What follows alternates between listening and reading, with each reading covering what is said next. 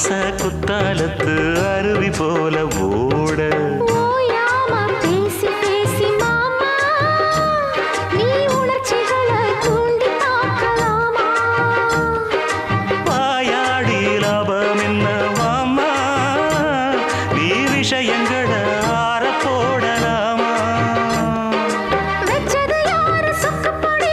என்னவ பண்ணும்படி சொன்னத கேளு கண்ணுமணி சொந்தமும் பந்தமும் வந்ததடி சொல்லிக்கொடு சொல்ல சொல்ல கத்துக்கிறேன் விட்டுக்கொடு மிச்சம் இது தொட்டுக்கிறேன்